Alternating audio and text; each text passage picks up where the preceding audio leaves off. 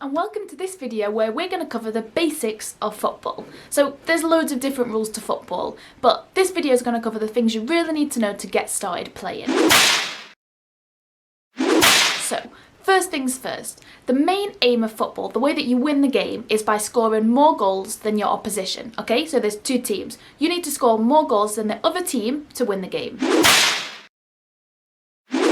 Football is played with two halves of equal time, so whether that's 20-minute halves, 30-minute halves, and in professional football they play 45-minute halves, which makes a 90-minute game. Now, another really important rule about football is that you play with your feet, as in football, and not your hands. There's only a few times and a few players that can use their hands. The keeper is allowed to use their hands to save the ball, like this. Another time that you can use your hands is if the ball goes out on the sidelines of the pitch. You do what's called a throw-in. So you pick the ball up from outside the pitch and you throw it over your head back onto the pitch. That's the only time that a player who's not the keeper can use their hands. Now, in your team of players, there might be 7 of you, there might be 9 of you, and in professional football, there's 11 players on a team. Each of those players has a different position. In short, you've got the keeper, who stays in the net. You've got the defence, and they stand in front of the keeper, and they're kind of like the keeper's protection, okay? Then you've got the midfield, so they sit in front of the defenders, and their goal is to help the defenders out, but also to push up the field and try and help score goals. And then finally, you've got the strikers, who are right at the front of the field, and their main goal is to score goals. So before we talked about throw-ins, if the ball goes out on the sideline of the pitch, you can take a throw-in to get the ball back on the pitch. But who takes the throw-in? Well, let's say we've got two teams, Team A and Team B. If Team A kicks the ball out of the pitch on the sideline, then Team B get to throw the ball in, okay? Now, if the ball goes out on the back lines of the pitch, it's slightly different.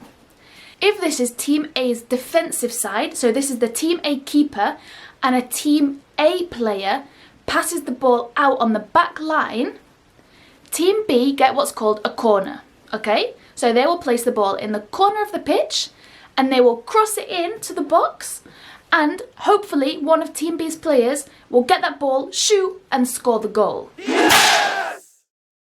We're still in the Team A defensive side with the Team A keeper here, but the Team B player passes it out of the back line. Then it's what's called a goal kick. So the goalkeeper takes the ball, places it in her box, and she takes the kick.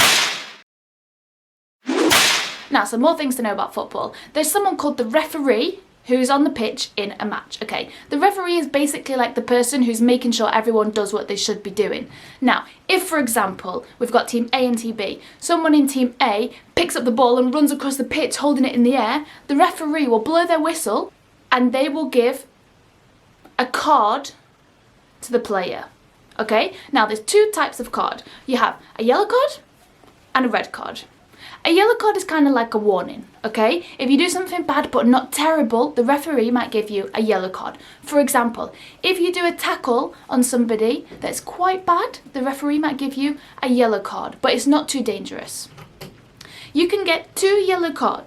Now, if you get 2 yellow cards, you automatically get shown a red card. And this means you have to leave the pitch.